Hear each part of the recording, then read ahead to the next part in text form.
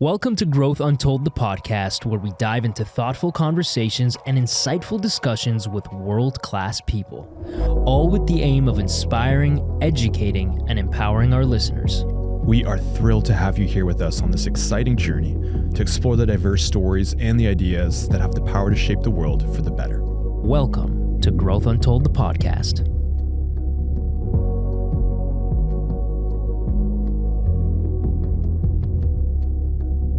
Listeners, today you are in for a treat. We are joined by the creative mastermind, strategist, and brand architect at one of the world's most iconic brands within film and entertainment technology. He first made his mark on the advertising agency side at The Shepherd, transforming a plethora of brands such as Live Nation, Westfield, Fieri, and more. Since then, he has made his way over to IMAX, helping transform and shape the brand by building an award-winning in-house creative team, launching global brand campaigns, and some of Hollywood's biggest films, including IMAX's record-breaking release of Christopher Nolan's Oppenheimer, enhancing operating models to create business transformation, help drive DEI efforts, and so much more. He's ascended the marketing ranks to VP of Global Creative Marketing, and most recently became VP of Strategy and Planning at IMAX. Congratulations, man. Thank you. Beyond business, Andrew wears multiple hats as a mentee and mentor for Adweek's CMO Mentorship Exchange Program. Welcome to the show, Andrew. Thank you. Welcome, Andrew. I'm super excited to be here. Thank you. And I'm glad we can get going. Yeah, thank you very much. I'm personally really excited about this. Obviously, you know, I know Alex is very excited because he wants to talk to you all about marketing and branding, which I'm going to let him do. And we obviously want to know a little bit about your upbringing and your childhood, because that's what this show is all about as well. But I'm really excited to talk to you about IMAX, obviously, because, you know, this is my jam. I'm excited. And I'm loving your shoes, by the way. My producing partner, all he wears is Lacoste. But those shoes are funny. Yeah, that's all he wears. I'm not over exaggerating. Yeah. It's literally all he wears. Yeah. But those shoes are fire. Yeah. And Well, they've been having comeback, I feel. Yeah? Yeah. Well, those shoes are fire, Yeah. man. Thank you. Yeah. I appreciate it. Yeah. And for the listeners, by the way, who aren't seeing this, they are like fire red Lacoste. It looks like he has pillows on his feet. Does it feel like you have pillows on your feet? They feel like pillows. They almost feel like they're very, very cushioned, like down comforters. Oh, look at this Lacoste. I mean, hey, man, throw some money at the podcast. What are we doing here? Geez. That's a sponsorship deal right there. Yeah, I feel. exactly. Okay, all right. So that wraps up the podcast. So thanks so much. No, but yeah, we would love to understand the childhood, like where you grew up. Yeah. And I know you grew up in California, but we'd love to just know more about your journey. And you're an Angelino? Are you an I Angelino? am an Angelino. I know it's super interesting when people do meet me and they're like, "Wait, you're from LA?" Yeah. And I'm like, "Yeah." So I grew up in a city called Glendale, so it's just adjacent. It's LA County adjacent to LA. But I grew up as an only child, single parent, immigrant mom. And also, I only spoke Tagalog up until I was 5. From where? Immigrant from where? From the Philippines. Oh, wow. Yeah. So I didn't really. So I was like this kid who went to preschool and had no idea, like, oh, I'm supposed to be speaking English. Like, I was just thrown into it. Yeah. I remember as a kid, I would go home and I'm like, Mom, no one's giving me milk at school. And she's like, well, I'm paying for you to get fed at school, so that's a little weird. She goes and speaks to my teacher, and then, because I didn't know English, and the teacher tells her, well, every single time we provide snacks, we ask the kids to raise their hands if they want milk. And she's like, oh, but he doesn't speak English. So clearly he won't know what you're saying. So I grew up as an only child. And I'm sorry, but what a dumb teacher. Like, she didn't put this together, like, after the first couple of days. I mean, come on, what are we doing here? I get it, because I was in ESL, and I went to school with Alex. So Alex, like, you know, we grew up together. I was in ESL, English Second Language. I couldn't get my G's from my J's right. Oh, like, absolutely. Same with me. They put you in like speech therapy because you mix up letters, et cetera, et cetera. And I still do it sometimes. I find I'd be like Egypt, and I'm like, oh no, that's like, you know, I know how to say it now. But it's true. And you get made fun of sometimes, and you just feel like you're behind. You know what I mean? It's not a nice feeling. Right. Yeah. Right. Did you feel that way? Did you feel like, maybe you were put on the spot growing up, or you were expected to like fast track your learning? Well, I think there were probably two dynamics there. I think number one is being an only child, you're just shy, right? Right. And then I think that combined with the fact that I didn't have a father figure is like, well, how do you sort of behave and interact with people? Mm. And I think secondly is you sort of don't know what you don't know. Mm. So when you go into school, you're like, I don't really know how to behave or engage because I just don't know how to do that. Like it's a very, like it's definitely like a steep learning curve. And then Yeah. things that sort of become normalized, you think are the way they're supposed to be, when in actuality, you have to create this energy and you can actually dictate how things can get done or how things can, come to life. So Right. it was definitely interesting growing up because I predominantly grew up with, if you're not, that aware of Glendale is predominantly Armenian. Oh, So really? I grew up with Armenians, Koreans, Mexicans, Yeah. people from Pakistan, people from India. Like, so So still a ethnic. yeah, my group Yeah. dynamics was very diverse. I think like our school, my high school is about like 40% Armenian. Wow. Like maybe like a mixture of like maybe like 20 or 30% like Latino. It was a very diverse That's awesome. group. So I sort of thought that's like what college would be. Right. Until I went to the University of California, Irvine, and I said, oh my gosh, who are all these other people? Like, I had no, it was actually a culture shock for me, even though I grew up in Southern California. Wow, that's amazing. That's the first time I've heard that. Like, me and Alex grew up in a predominantly Caucasian Right, neighborhood in right, school, right. but to grow up in a predominantly like other ethnic culture neighborhood, that's fascinating. It's like I knew everyone was a different ethnic makeup, but I didn't really know that they were a different ethnic makeup, if that makes sense. Yeah, that makes sense. Yeah, Yeah. everybody was different enough that different was normal. Exactly. Does that make sense? Exactly. Yeah, that totally Makes makes sense. That's fascinating. Yeah. It makes a lot of sense to me now. It does already. Just listen to this back. It will make sense. I promise. It's morning, all right? You're forgiven. So I just want to talk about just like your journey into marketing, all right? You felt like it was like a melting pot where you grew up, then you Right. went to university, and where did this like love affair of psychology, marketing, brand work, like where did that come from? Was that from your childhood, or did you fall into it? Yeah, so interesting, I think, because everyone's like, how do you get into X, Y, and Z? Or they think it's like this perfect like trajectory. Yeah. I'd applied to like 16 schools. I was always like exploratory. So I wanted to go to like New York or Miami, et cetera, et cetera. And then my mom of all places was like, I want you to stay in Southern California. Yeah. So the one school I applied to as a Spanish major, I applied to the other 15 schools as a communications marketing major. And I did get into quite a few. Okay. I landed in Irvine because it was just like, it was more cost effective.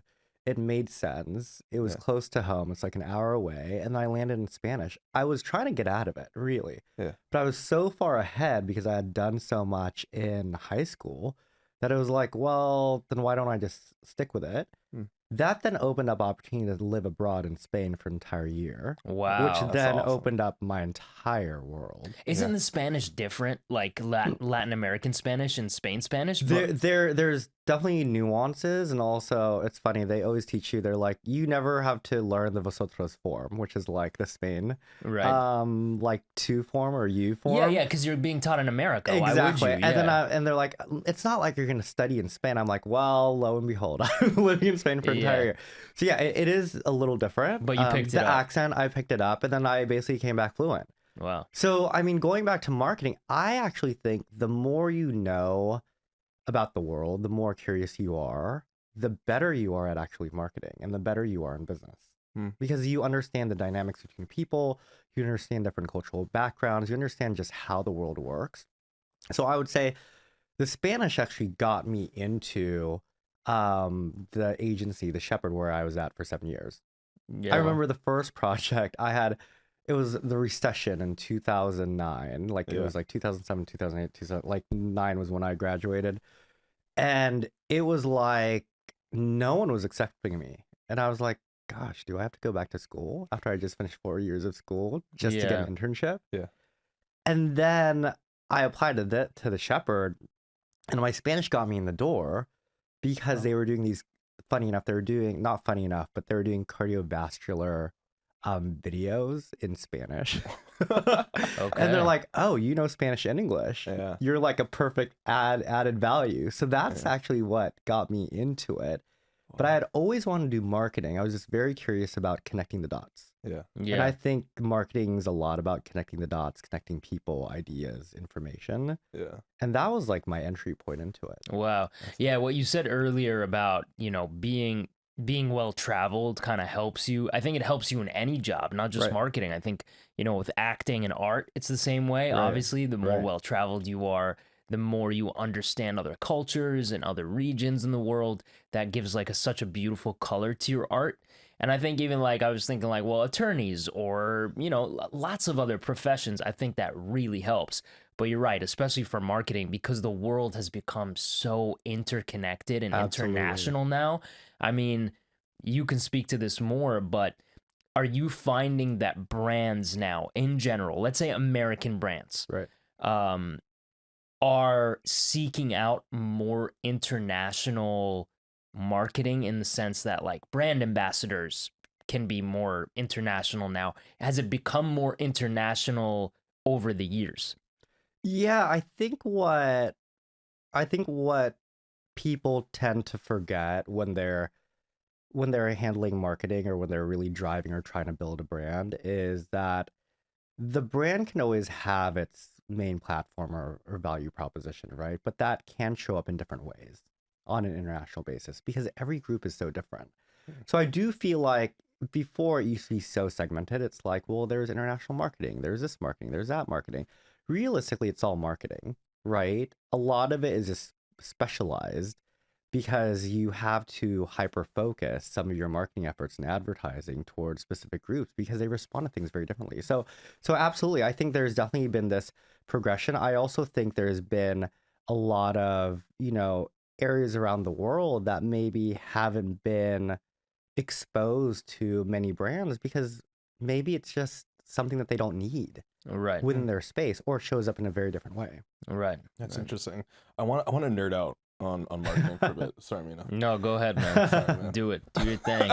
Do your thing. All right. Have fun, man. Okay, man. That's what we're here That's for. what it's all about. I love your guys' relationship. That you're able to respect each other's areas of interest. Yeah. We've known each other for how many years now? Oh my goodness. We were like 6, 7. I was just telling him in the car ride. I remember I used to always 15 years. Yeah. This is what he does. He doesn't give me the answer that I asked for. He just goes on a tangent. Yeah, I do. But I used to annoy him all the time growing up. I used to call his house phone always after school, and then his mom would pick up. She's like, "Hello," and I'd be like, "Hi, Miss Masood. Is Mina there?" You're like, no, he's doing the mess homework. Like, he's no. doing his work. And I'm like, no, it's really, really important. She's like, what's really? And then after Mina picks up, he's like, hi, Alex. I'm like, hey, what are you up to? The funny part about it is you mentioned the house phone, which like people don't really have now. Yeah, right? Yeah. It's like they just call your cell phone when you're 10. Oh, yeah, that's true. Crazy. I didn't have cell phone till I was, I don't know, like grade 11. You had it like quite early, though. like a senior in high school. Like, I didn't have a cell phone for a long Mine time. wasn't until university, man. Yeah. Look at you're ahead of the curve. But anyways, well, my dad worked in cell phones, remember? So it's only natural that I would get one earlier. That makes sense. But so I want to nerd out about agency for a moment, just for the people that are listening that don't really understand agencies and what they serve as. And from my understanding, and I'd love to get your take on it. Like you worked at the Shepherd for 7 years. And I worked in the agency, industry for a while. I understand like agencies are interesting because you're basically given this power with your clients and your brands to connect these brands to culture. And you have to decide as consultants where they play. You want to go in music, you want to go as an ambassador, as a sports property, whatever it may be. So at the Shepherd, like what did you do with that power, I guess? But like how was that journey for you in developing you into the marketer that you are today? When a brand chooses to have a relationship with an agency and vice versa, right? Because I think the old agency model was brands pick agencies, whereas agencies don't really have a say in it. It needs to be a mutual relationship. Yeah. I think when there's this mutual relationship, I think there's this trust that gets developed between the agency and the brand. The brand's welcoming outside critique and observations and key takeaways. And basically, the agency is then receiving the opportunity to then provide their feedback on a brand. And I think that's something that's super exciting. And I think when that dynamics is great, I think that's a fantastic partnership. So a lot of the work that I did at the Shepherd, originally, I had started there as an intern, basically built and built and built year over year and year. So talk about the starting from ground zero, and you just sort of work your way through it until you gain trust. And then by the time I left, I had built the project management function. I had built the entire creative group. Wow. I was then working on a lot of, I would say it was about 90% projects and 10% new business development. But a lot of things we're doing were actually pretty unique stuff. So for example, OUE Limited, they're a Singaporean real estate company. They were building an observation deck in downtown at the US Bank Tower. So this was like years back. That concept didn't really survive during the pandemic, but before that, we were actually doing restaurant concepts for them. We're taking a look at partnerships to help drive revenue. So we're doing a lot of that for that group. We're launching Guy Fieri burger joints and barbecue joints. So being able to have a say in what that brand look and feel would look like in the marketplace. So I think it's a gift to be able to work on a brand, some that are already established, or rather brands that you need to help bring to life and to the world.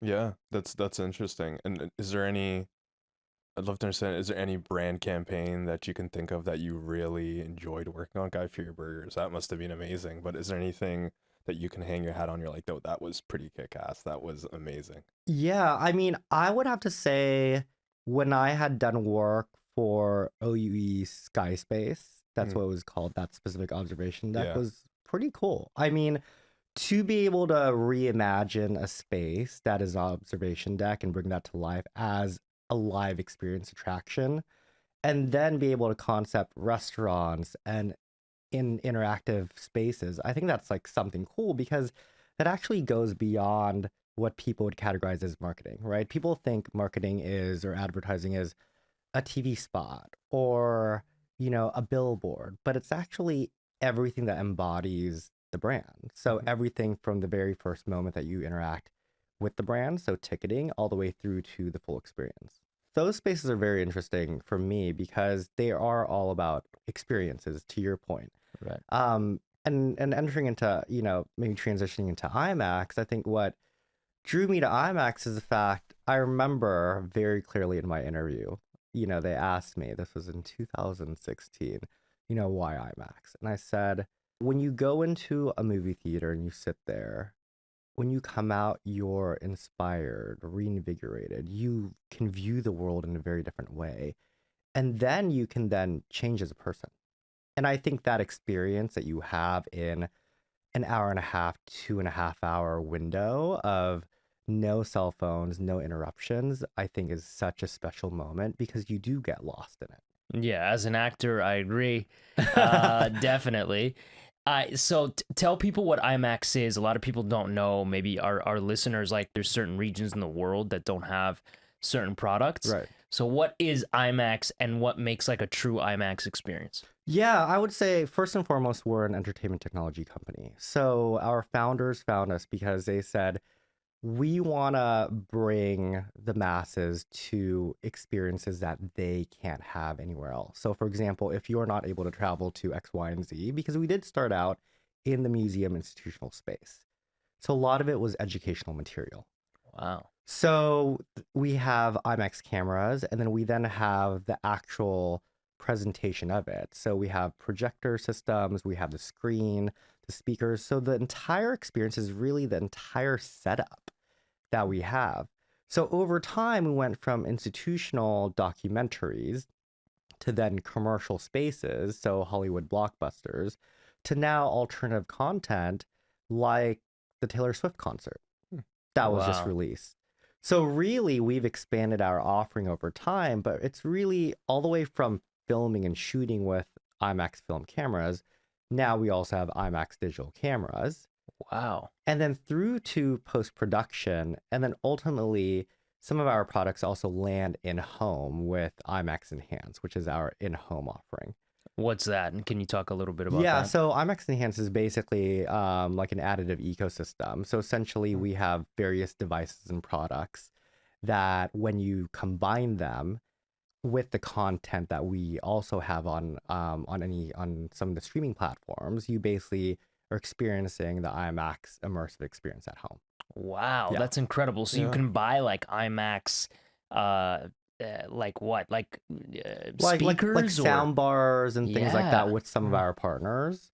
And then you combine all of them because they're a part of the ecosystem. And then because it's no longer within the theatrical window, you're now able to experience that at home. So really Wow. trying to accommodate and bring the IMAX experience in varying degrees within, from start to finish. That's incredible. Yeah, I was just gonna say, like, was that created to address everybody it's still an incredible experience to be in the theater, to watch it, to experience it with a crowd of people.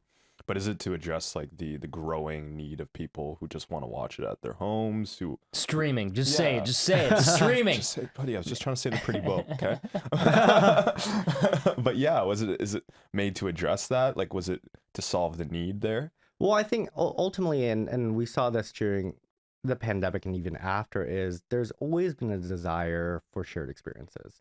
Hmm. So I think going to the movie yeah. is like a pastime in culture. It's just something that we've done time and time again. But for us, it's really the fact of if you love the IMAX experience so much theatrically and you want to experience that again, but it's no longer offered theatrically, right? There's only so much space. Then now you can experience it at home. Yeah. Yeah, I can speak to that because I've been watching films in IMAX, like every Christopher Nolan film, for example. I try to watch in IMAX, right? Because like he shoots in IMAX.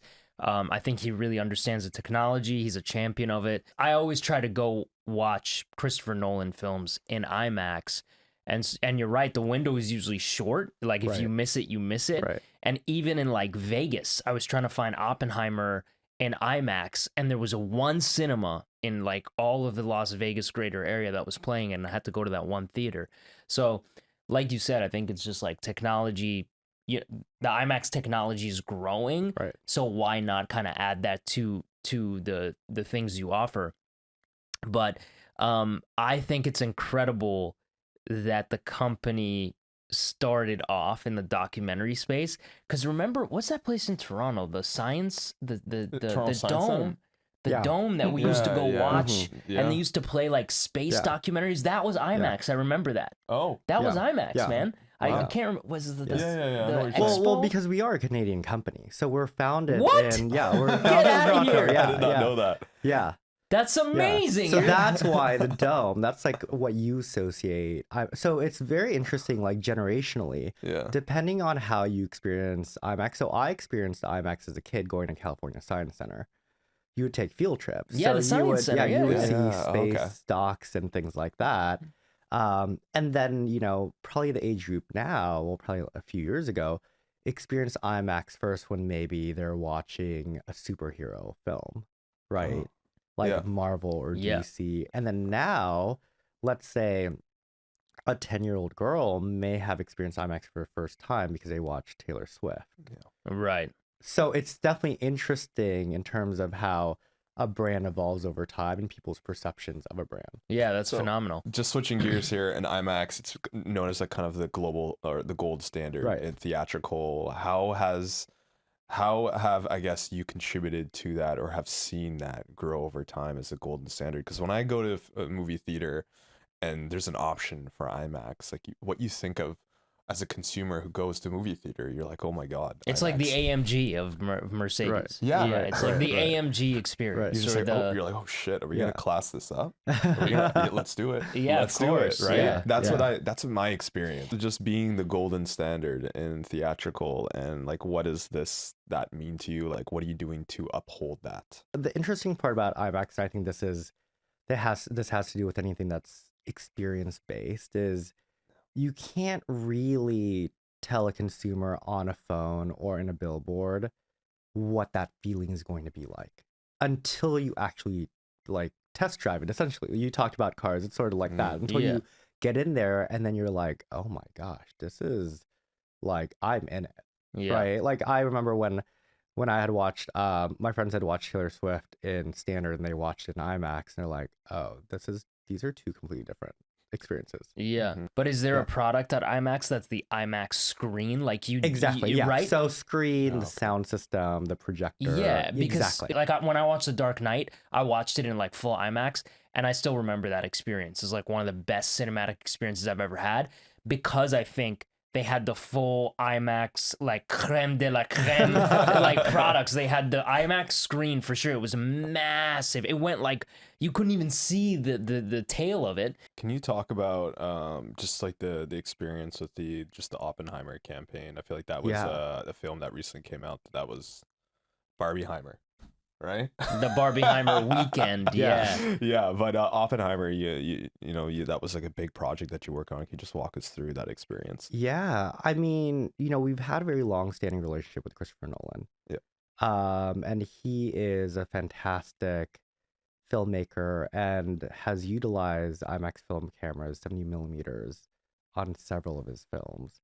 And I think just the partnership and the artistry of someone like that who understands the canvas and understands how to utilize the toolkit that he's provided with is something that's really special for us. And for us, that was a massive blockbuster hit for the summer. Yeah, Yeah. so that's what I was speaking to earlier, that I was like IMAX 70 millimeter. So that makes a lot of sense now because I had heard a lot of this hype about the Yeah. IMAX 70 millimeter, but 70 millimeter is also film.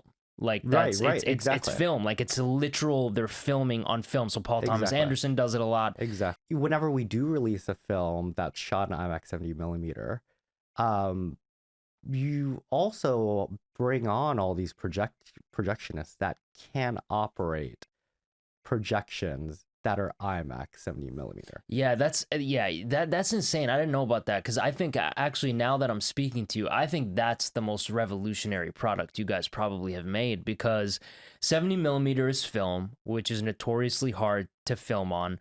Paul Thomas Anderson uses it a lot, and his films are incredible. But with film, it's way more expensive because you can't just like action cut. It's like with digital, you could do that really as many times as you want. It doesn't really matter. It just goes on a card. Right. But with film, like you're burning film. Right. So it gets really expensive for the studios, and there's more of like a tourship that really comes with shooting in film. So for you guys to take that film and make a new product that's IMAX film, that's incredible. Like I hadn't put those two together. That's insane. Well, and going back to your question, Alex, about the golden standard, if you think about it, that is the golden standard. So like to your point, Mina, it's not the easiest to work with, but it does take craftsmanship. It does take artistry. And, we have our chief quality officer who works hand in hand with Christopher Nolan. And so it's definitely interesting because the golden standard for us is really from start to finish. It's the filmmaker relationship, it's the studio relationship, it's how we manage our marketing campaigns, it's how we message it out, it's how we communicate to consumers when we receive feedback. So it's really it's a whole ecosystem. It's an entire ecosystem. So I think oftentimes golden standards for some brands, it's, you get a good product and then it's a done deal. For us, it's, we want you to have the full experience the moment you engage with our brand to the moment you enter the theater. And then once you exit, we want you to have that feeling of, wow, that was an amazing experience. I want to come back again. Right. And that's interesting from a marketing perspective. Obviously, the marketing you do to the end consumer, that's obvious, right? Because it's like, go watch this film. It's an IMAX. Go watch this. Do you have, during your marketing meetings, are you talking about how to market to filmmakers to bring in more filmmakers to utilize IMAX? Is that something you guys focus on? Or is it kind of like the product will speak for itself and eventually we'll just organically get other filmmakers coming in and wanting to use our products? I think what I can say is the fact that we have a toolkit, right? Let's say it's like a playground for filmmakers to really play in and pick and choose. Filmmakers are a huge part of it, right? They're the artists in the entire ecosystem. In theatrical is interesting because you have filmmakers, you have studios, you have exhibitors, and you have us. So it's an interesting orchestration of an entire ecosystem that's massive with so many factors and variables involved. Is there just knowing how gold standard, just you're protecting the integrity of the art and you create some incredible films, right? And you have Christopher Nolan, who's a big believer, proponent and use of your technology. Have you flirted with the idea of having an IMAX festival and only doing IMAX films? Or does this already exist? Well, it doesn't exist. Okay. So it doesn't exist. Yeah. Okay. Yeah. Okay, because I feel like that'd be awesome. Like Yeah, just that's like I an think IMAX it's a fantastic idea. IMAX specific festival, and then obviously no one's gonna premiere a film there every year. Right. And right. other artists are like, oh wow, I want to be at Yeah. that. I think that's a fantastic That could idea. definitely be a thing. Yeah, that's a good Yeah. idea, man. You're welcome. You're welcome. Yeah, that's good. That's good. Okay. We'll think about it. Andrew and I will Take it offline. mill over it, Take it and offline. we'll get back to you. We'll let you know what we really think. We'll send a follow-up. Yeah, we'll send a follow-up. Do you speak Spanish? Because if not, then it's dead. It's dead. See, I want to talk about just quickly about just the whole film experience, and you said from start to finish. Like, what are the minute, the specific details that you are focusing on? Because I feel like that whole thing's fascinating. When I used to work at the Toronto International Film Festival, and I remember there was like a meeting that we had to do to talk about best practices, and so I tried to share the NBA as a best practice of them following fan rituals and marketing to those rituals, like the red carpet walk when like a favorite NBA player enters the stadium. How do we do that for celebrities that enter the red carpet for TIFF? How do we market that? How do we get fans more engaged on their phones? You know what I mean? And then monetize that. Right. But like, I guess my question for you is like understanding what are those other details down that you're focusing on? Is it the beginning? Is it like the fans' second use of the cell phones while they're getting prepared for films, or is it the after when they leave and they're all buzzing and analyzing it with their friends and going to every blog known to fucking mankind on the internet going like, holy crap, Oppenheimer. Right? Like what are some of those little details that you're focusing on right now? I think a lot of it is, I mentioned this, like every generation has a different association with IMAX. So you have, people who grew up with it with documentaries, and then Hollywood blockbusters or superhero films, and now alternative content. I think for us, it's really, as we evolve and as a consumer evolves, of almost reintroducing IMAX to people. So if you do know it as a kid growing up as a documentary, we actually want you to re-meet IMAX as a superhero place to go to. Also re-meet IMAX as a place where you can listen to great music and experience concerts. So that's really, I would say, an area of focus. And it's not a secret because it's out there. Like we've been playing, unique experiences like Brandi Carlile and Taylor Swift and a few others, to really expose people who have maybe never experienced IMAX before to go, wow, that was a really cool experience. Yeah, I haven't. I didn't associate IMAX with music or concerts or anything like that personally. So that for me would be a brand new experience. Exactly. Yeah. And I think, with the addition of other types of content as well. So let's say animated or musicals, things like that. I think it then further exposes people to go, oh, that's a very different experience that I would have never imagined in IMAX, but that's pretty cool. So I think a lot of it is really surrounded around that. I think the other thing is really allowing the product to speak for itself. And in order to do that, it's, being able to drive people to the movie theaters with content that does appeal to them. So there's that aspect of it. Yeah. Do you think, because as an artist, as an actor, I believe that cinemas are here to stay. I really do. I think, yes, things are becoming more remote and, people are staying at home more and streaming has changed the industry for sure. But I do think cinemas are here to stay. I think it's a special experience that I think is like ingrained in our DNA, that has existed since, you know, the beginning of film, and even preceded that, when people used to, you know, go watch Gladiators. Like, you know Right, what I mean? Like, I right, think it's right. just existed for a long, long time. But you have a different insight because you work, you know, at IMAX. Do you guys believe that cinemas are here to stay, or do you think it is like a dying, you know, industry? Absolutely here to stay. And we saw that right after the pandemic. And obviously, there was that 1 year, in 2020 where it was challenging for anything that was where you had to be around people.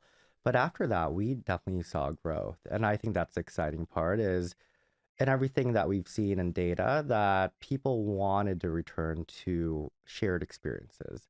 And that's something that they were missing from a communal aspect of it. They've Mm-hmm. had a lot of alone time. And going back to what movies do is that they inspire you, they transport you, they motivate you. I think that's something that people seek out.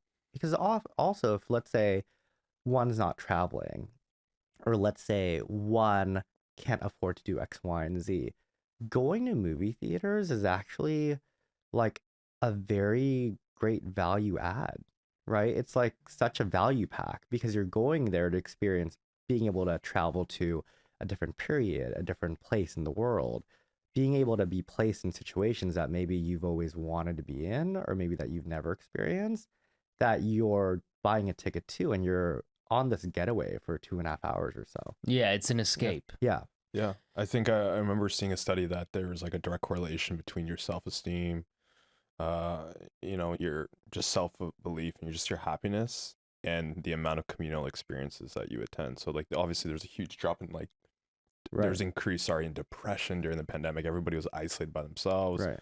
These shared experiences, even if it's with strangers in a movie theater. So I have Right. like a friend, shout out to Tally, but she just goes to movie theater all the time, even if it's by herself. Like I Yeah. remember she was going to watch a BTS concert Yeah. in a concert by herself because she's a huge BTS fan. But it's just she just and I always asked her. I try to use her as like a fan Right. a focus group. And I was like, Well, right, like why do you exactly. keep going? Why do you keep going back? She's like, oh, I just love it, fucking love it there. Like it's incredible. It's It's an amazing. escape, Yeah. right? It Well, is. it's a shared experience plus the fandom. So you're basically Good point. around Yeah. you're around strangers, but you're not around strangers because you already have a shared interest Mm. in that topic, in that film, in that piece of music.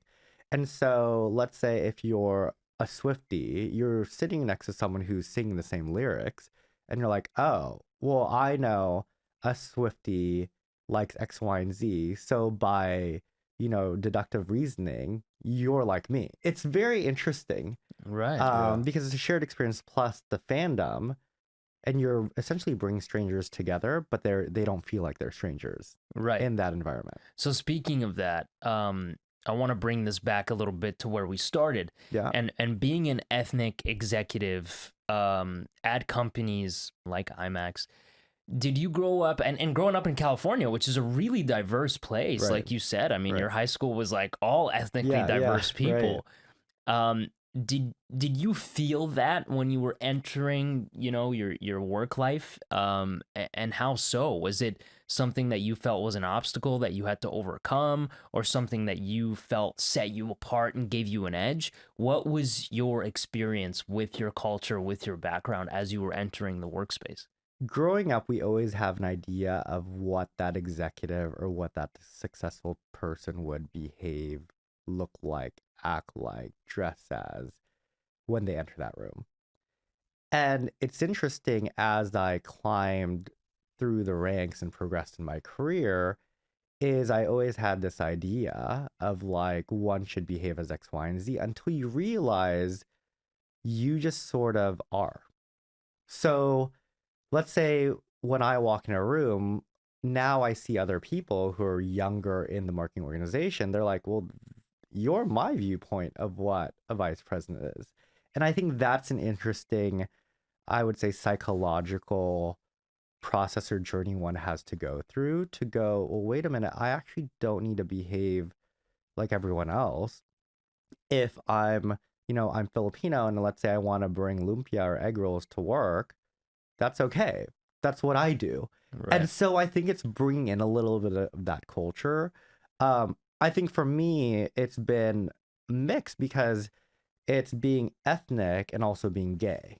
So Yeah. mixing those two things, it's like, oh, there's actually a lot in here. Yeah.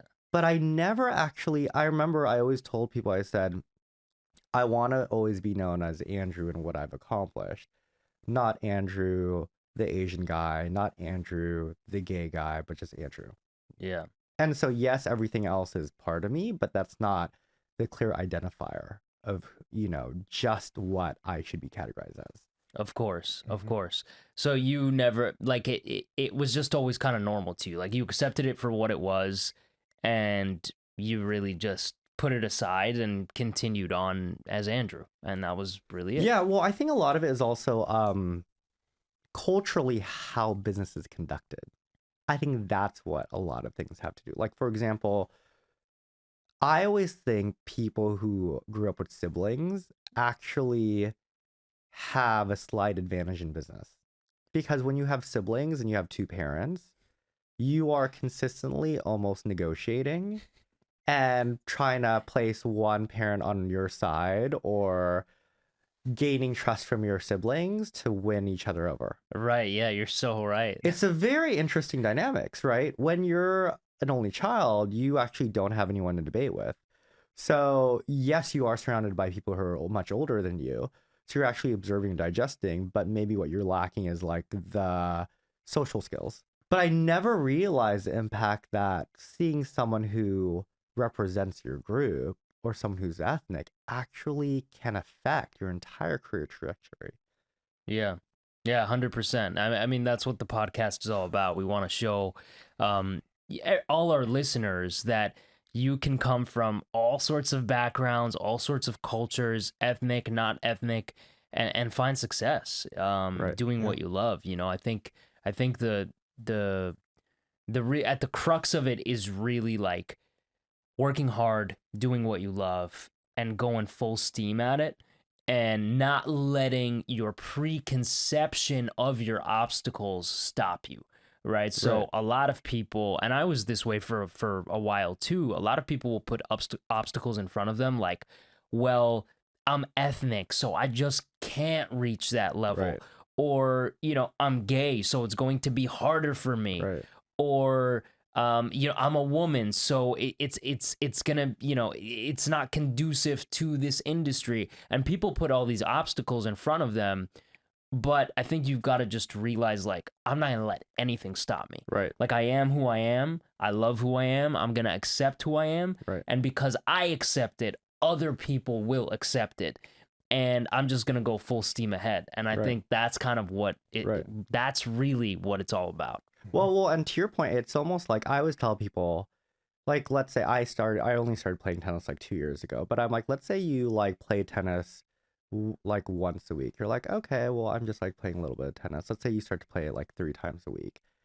And from an outside perspective, talking about obstacles, you're like, I don't really play tennis.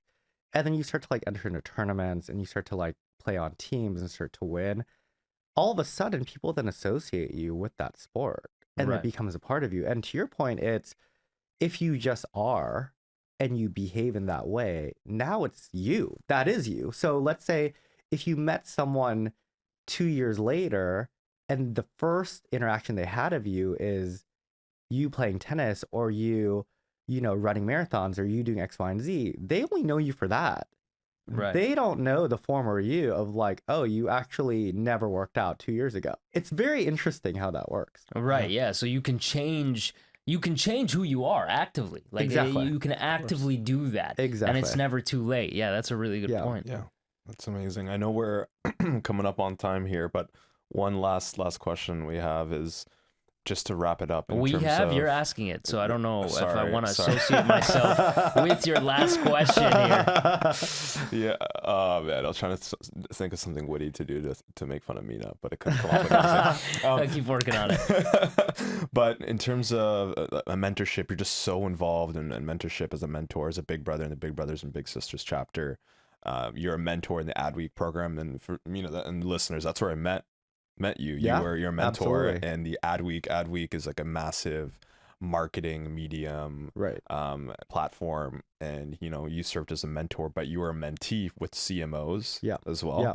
Like, how much does that mean to you, just mentorship, because it's such a big part of your life and who you are? Yeah, I think for me, I started at Big Brothers Big Sisters 12 years ago because I realized that in my 20s that if I had a male figure in my life, that could actually open up my world.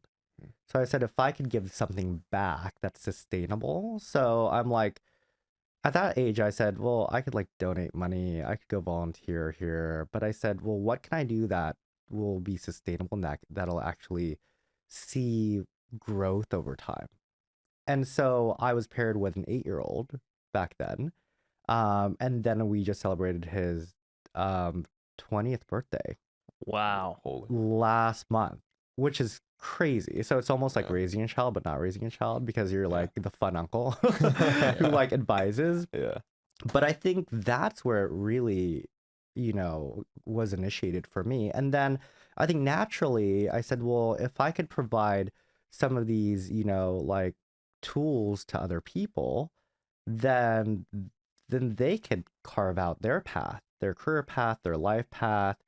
So I think, mentorship to me really works across the spectrum. I think at the core of it, it opens up your world and opens up your perspectives. I think that's what a mentor does and a mentee does. Yeah. Is that something that you viewed in one way, someone flips it upside down by asking you a thought-provoking question, by questioning your thinking and your approach Mm. and your mindset. And then you're like, oh my gosh. And I call them light bulb moments. Like in Hollywood, there's like all these lights and all these stars, but like in life, you don't get that. Yeah. So you have these epiphany light bulb moments where you're like, oh, I had no idea. Why didn't I just look at it in that way? Yeah. Wow, Andrew, you're like a prism with a lot of different lenses that you can offer these mentees. And Thank you. I'm a mentee was lucky to be mentored by you too. So, I think that's a great way to wrap this up. Yeah. With that was very prophetic. That's just gonna be the quote of the episode right there. Yeah, and I think people listening to this will take a lot out of it, both from an executive branding perspective, and I think also learning a lot about IMAX because I'm fascinated by it, and I'm in the industry, and I didn't even know this much. So, thank you for taking time out of your busy schedule. Thank you for having me. to This has come and been talk great. to us. Thanks, Andrew. Thank you. Thank you, guys. Thanks for tuning in and listening.